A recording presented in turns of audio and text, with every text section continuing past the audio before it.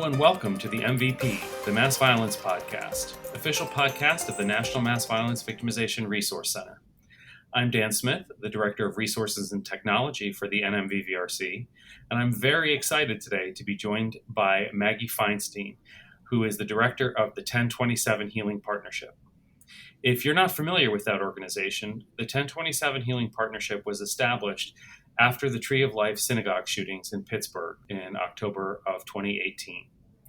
11 people were killed in that hate crime, and 6 others were injured. But the synagogue shooting also had effects that rippled far beyond the Tree of Life community, affecting not only the greater Pittsburgh community, but the Jewish community nationally. And Maggie's going to help us understand how the mass violence event disrupted her community, and also how the 1027 Healing Partnership is trying to facilitate individual and community recovery. Welcome to the MVP, Maggie. Thanks so much for joining us. Thank you so much for having me here, Dan. So you're a Pittsburgh native, is that correct? That is absolutely correct. So you were familiar with the Tree of Life Synagogue community? Yes, absolutely. So I grew up in the neighborhood, and my family now lives in the neighborhood, and so very familiar both with the congregation Tree of Life as well as the neighborhood where it happened. So to use a cliche, it's struck very close to home, literally and figuratively. Absolutely, yes. Before we start talking in depth about the 1027 Partnership and the great work that it's doing in Pittsburgh, I wanted to ask a little bit about your background. I know you're a therapist. Can you tell us a little bit about your experiences before you became director of the 1027 Healing Partnership? So my mental health work sort of started with, I didn't intend for it, but I was working in juvenile hall in San Francisco, working with a lot of young women who inspired me to want to understand even better, what does healing look like? So I went to school, and then after that, I found myself living in Alaska. And in Alaska, the Indian Health Service has a very robust mental health system that is integrated within its health system. It's very holistic. It's very people centered, and I was so lucky to get to do a lot of my training within that system. I feel like I got my sea legs of working in the field of mental health in a fairly unique environment. And I learned so much. I learned so much from all we referred in the Indian Health Service, our customer owners, not our patients, from the customer owners, as well as the different kinds of healers and helpers who worked within our health system integrated. And so I really was able to learn about where healing happens, not in just the terms of, sitting one-on-one with somebody and diving into it in the mental health side, but really working collaboratively as a team,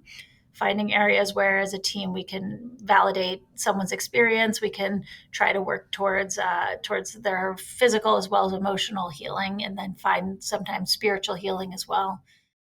Yeah, that's really interesting. And I mean, that seems like it must have been kind of a culture shock, a young woman from Pittsburgh who finds herself in the Alaskan Native community doing mental health.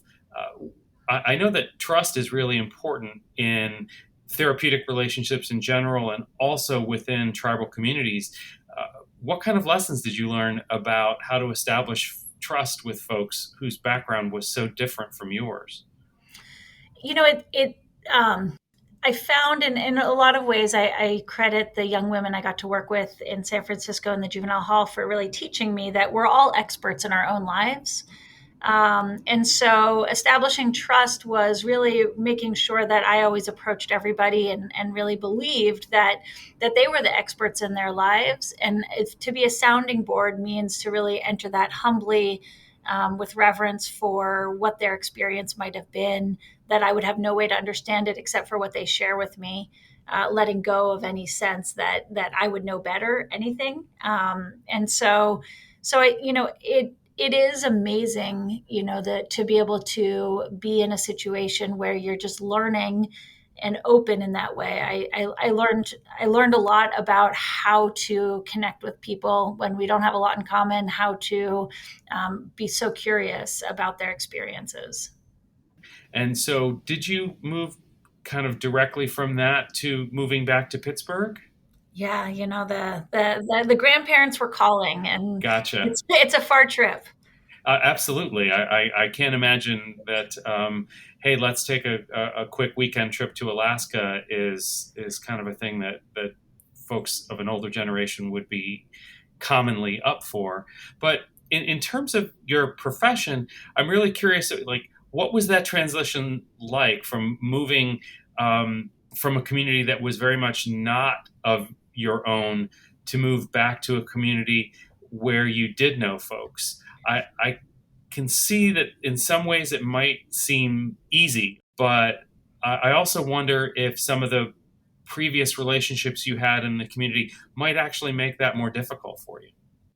So I did have a job that happened in between from when we came back from Alaska to before the current work I'm doing in the 1027 Healing Partnership. So there was a little bit of a transition, and it is relevant, I think, with maybe your question a little of working with other communities and then learning the challenges of working in my own community. But when we first moved back, I tried to work in our healthcare system here in creating a more integrated system. But as we know, it's a little bit different when we have private insurance versus public systems, and work through those challenges. But in that work, I was so fortunate to get to work in a neighborhood of Pittsburgh that, having grown up here, I actually spent almost no time in. And it's one of the things, when we think about the impact of the shooting at the Tree of Life Synagogue in my neighborhood, that it's one of the things that's very interesting about Pittsburgh is how so many people are multi-generation of a neighborhood. People stay put very frequently. And so I was working in a neighborhood that wasn't mine, not where I was from, and one that I actually wasn't familiar with at all. So I continued working in communities that were new to me, even though it was my city. And I learned so much there too. The learning from somebody else's perspective, a city that's so familiar to you, Hmm. how they see it, what they see their city looking like. I was so grateful for that too. That's cool. That sort of gives you a very different perspective on the very familiar that you know. Yeah. So you mentioned or you referred to the way that Pittsburgh reacted to the shooting, and I was going to ask you to expand upon that. How did Pittsburgh react after the Tree of Life shooting? One of the things that I hear constantly is that there is something amazing to be part of a city who stands together to say not here, stands together very clearly to say anti-Semitism is not tolerated here. People who have different religions, different neighborhoods in our more tribal city who maybe didn't interact as much immediately showed up with a very clear message that anti-Semitism is not something our city is going to tolerate. Our government did the same. So I think that the horror of what happened and the horror of one individual's actions, balanced by the real clear message from our neighbors, from our city officials, from our faith leaders of other communities, was that we will not tolerate anti-Semitism. We all stand together with that. That's terrific. I mean, as you know, we here in Charleston were affected by the Mother Emanuel shooting, and I don't know that it was obviously exactly the same kind of coming together that Pittsburgh experienced, but Charleston very much had a similar kind of experience, and it was amazing to just sort of see how certain um, decisions, certain individuals' reactions to the shooting really set a tone for unity and community-based healing within the city, and that seems like something Pittsburgh also did just incredibly well. Yeah, and I think faith leaders, especially, and I think you're aware, but our faith leaders who were impacted here were really held up in that beginning stage by some of the faith leaders from Charleston who were able to say, "This is the unthinkable, and we're here together. You're not alone." Understanding each other, and then it was one of the things that was really inspiring here was a lot of our churches reached out almost immediately to say, where are you going to have your high holiday services? Please let us help you. And they did. They opened up their churches. They made them comfortable for the congregation to come and have their high holiday services in a Catholic church. That's so cool. One of the things that we still deal with here, we recently had the 6-year anniversary of the Mother Emanuel shooting, and as time goes by, we still realize that there are lingering effects of what happened 6 years ago. And I'm just curious, 3 years after the Tree of Life shooting, what are the sort of remaining issues or lingering effects in your community? I mean, the truth is there's so many. I think the complex trauma of having a mass violence incident that so shook the sense of safety, of where you live and how you practice your religion, followed so closely by the global pandemic and having to make the adjustments people have had to make. I think the truth is we don't even know, but we see there's a lot of lingering effects. And there's one, salient piece between the pandemic and the experience of this mass violence incident, especially because unlike Charleston, we were not able to open up the Tree of Life synagogue again for worship immediately. And so it's been closed. So people were displaced from where they had been before after the shooting, and then displaced again with the pandemic to not be able to gather. And so much of the healing happens in community with each other. And so I think that we are still grappling with the what will be the lingering effects, because we haven't yet exactly found safety. Mm-hmm. We haven't yet exactly found whatever can be the sort of that rebuilding ground, and I think we're still working to get there.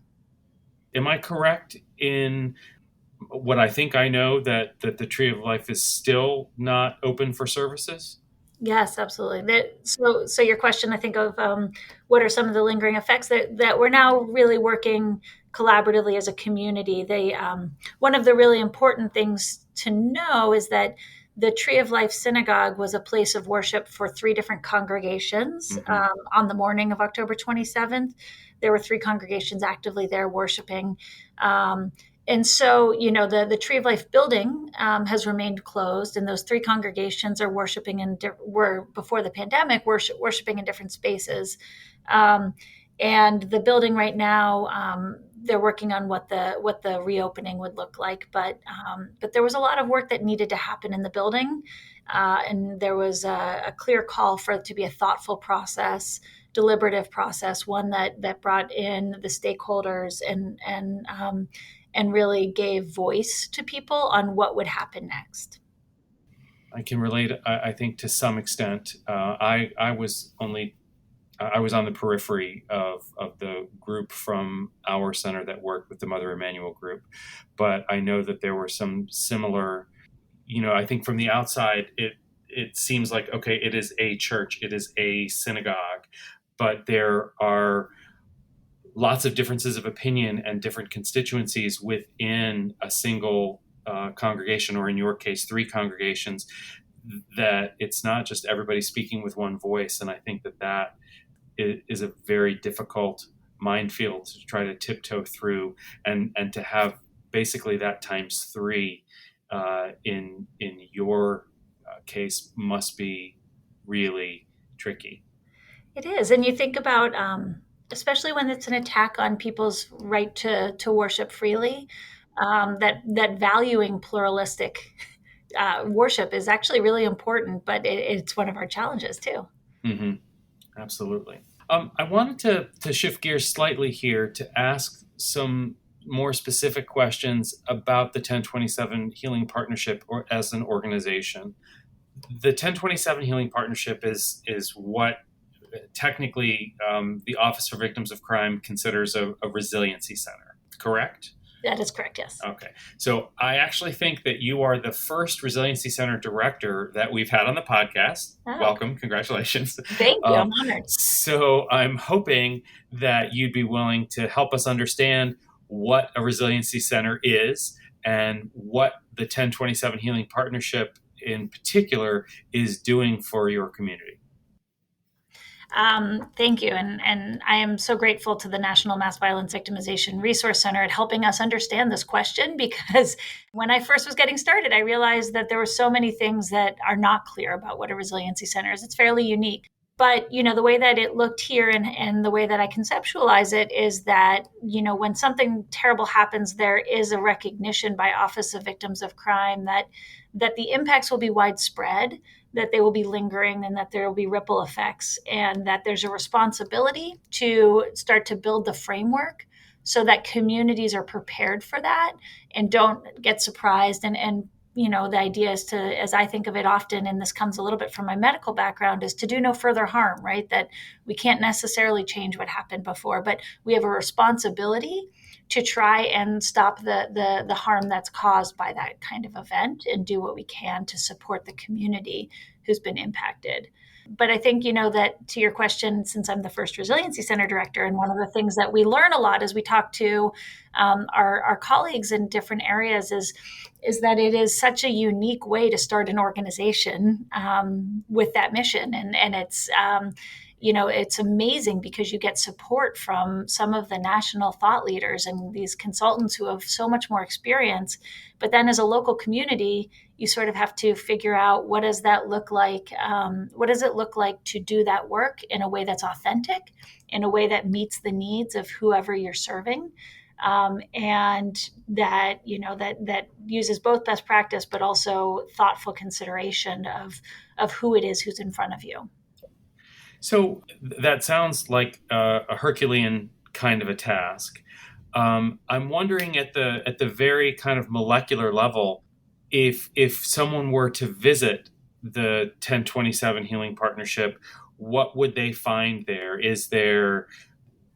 Are there therapy rooms? Is there a gym, a swimming pool? I'm being a little facetious here, but like, what is the scope of services and support that you're able to provide to folks in your community? So the scope, I'll start with the scope and scale, the second part of your question. The scope and scale of services really is we are providing as sort of counselors, individual counseling, as well as group counseling. We look at that as a model that, that one of the things that our wise OVC consultants, when they were helping us design, said there's no wrong door. Mm-hmm. And there's no wrong door for help. So by creating a new door, we want to make sure that people can walk through, they can be heard, they can be validated, they can connect with somebody. We also are a gathering place. We believe that when people come together to share honestly how they're feeling, that they already are getting better. They're working their path towards healing. So we wanted to make sure that it was a comfortable place for gathering. And some of the scale and scope of what we do includes commemorating, remembering, believing that holding the annual commemorations, remembering with other communities some of the pain they've felt and the people who have been lost to them is an important part of healing as well. I think that in terms of scale and scope, we look to do that for our community who have been directly impacted. We often conceptualize it as an onion, and we at the core of our onion are the victims and the families who lost their loved ones, the survivors, the people who witnessed. And our next layer of the onion really is our first responders and our congregations and the people who really were directly impacted, but in the next layer out. And then, you can imagine continuing the layers out of the onion, recognizing and respecting the different ways that this event impacted people. That sometimes it's not just about this event. One of the things we respect with trauma is that people can have multiple events and they overlap or they don't overlap. And there's times in which one is much more painful or difficult, and there's times at which another is more painful or difficult. And so really offering and opening up our door for people who have experienced other events as well. And to your question of what does it feel like if you walk in, we are unique, I think. I'm not sure of any other resiliency centers that are located in a sort of full service community center, but we're in the Jewish Community Center here in Pittsburgh. And that was a decision made before I came on board by our stakeholders of community between the congregations and some of our nonprofits and mental health organizations decided that it would be placed here. And so, when we were designing the space, we realized there's lots of other space in this building. There's places people can exercise. There's early childhood programs. There's seniors programs. There's a center for loving kindness where people can engage in volunteer projects. There's a lot of other things that happen. And so the goal of our space was really to create a corner that can be reflective, a place where people can come and feel safe with whatever emotions they're feeling. They can engage in self-directed healing like meditation or biofeedback. They can talk to a counselor, or they can have a cup of tea with somebody else who might be having a hard day for whatever reason, and know that they're not alone in that. That sounds amazing. It's not really my place to judge, but I actually think the idea of co-locating within a JCC is a wonderful idea.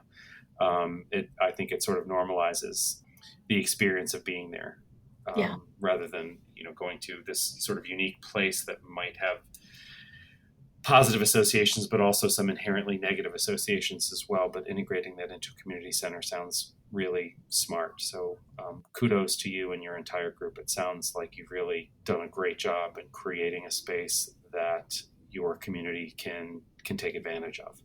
Thank you.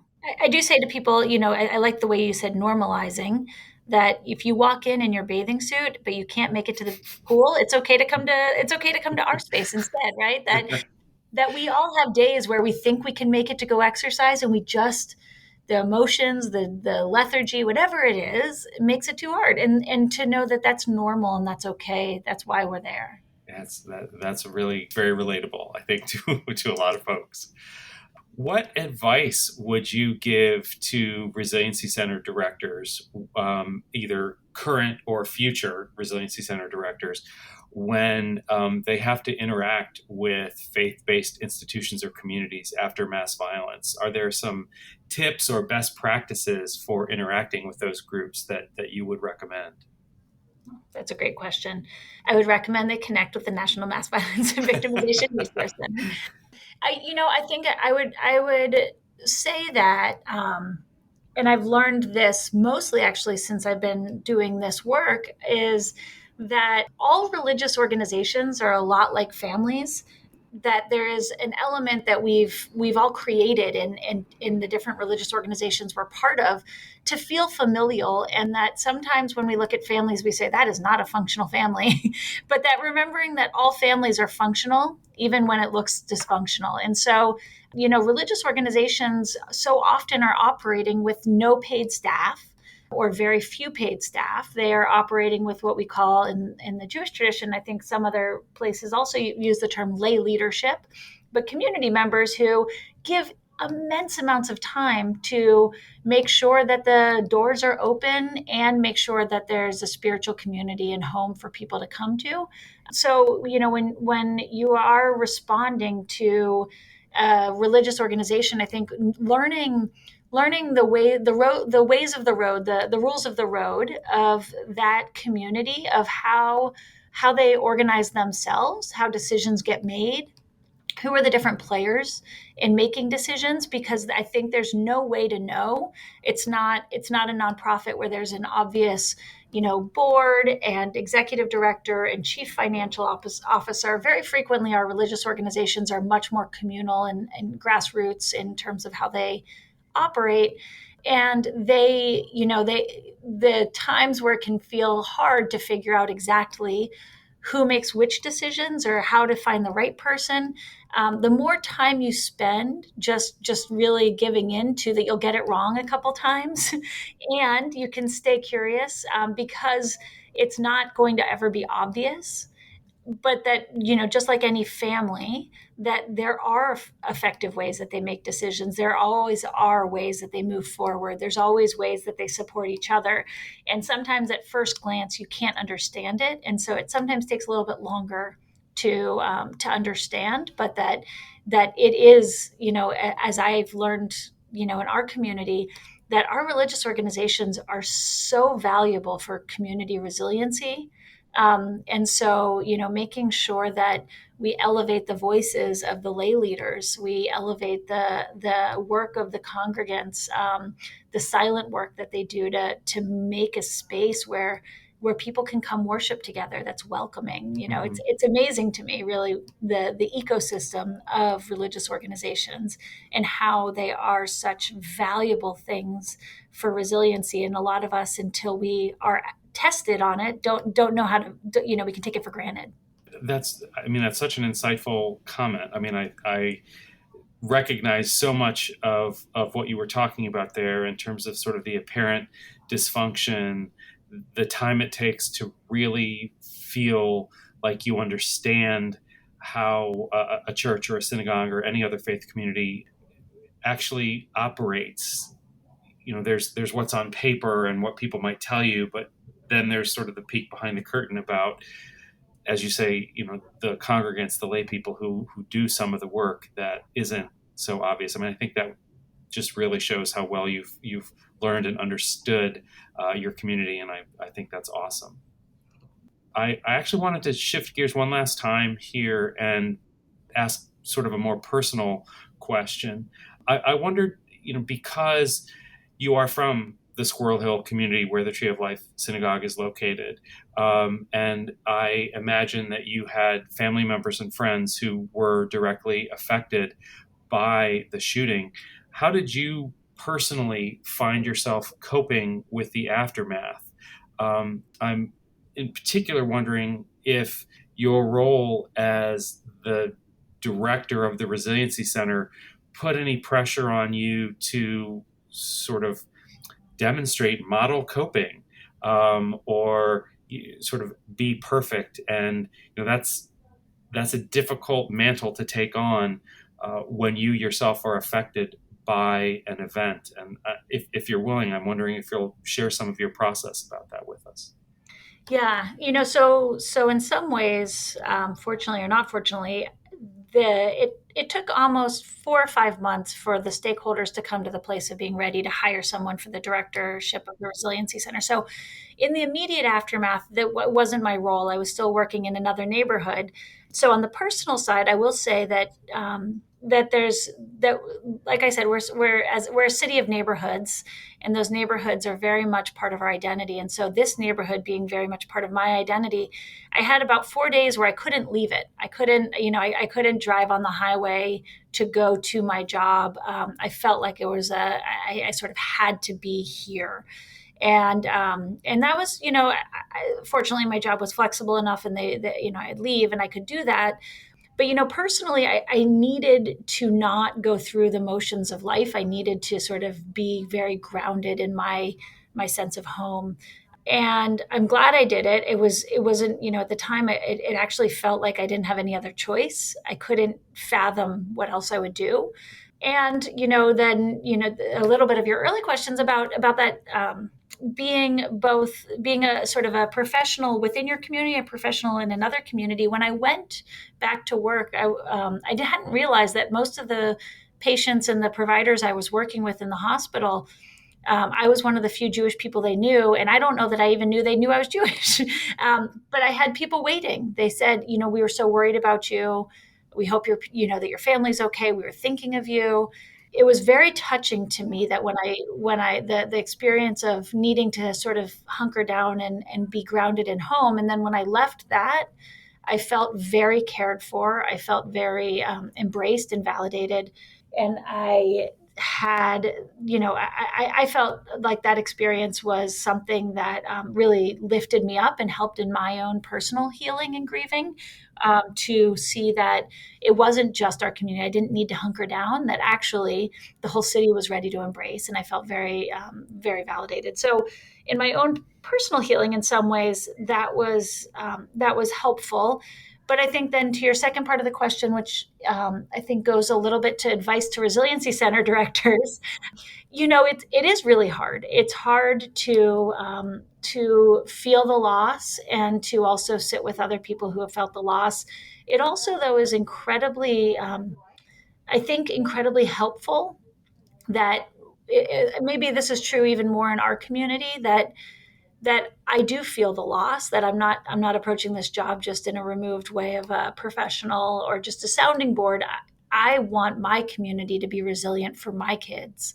I want, I want them to feel freedom of religion. I want them to have the opportunity to go with their friends to their synagogues the way that we did growing up. I sometimes to illustrate what life in Squirrel Hill was like.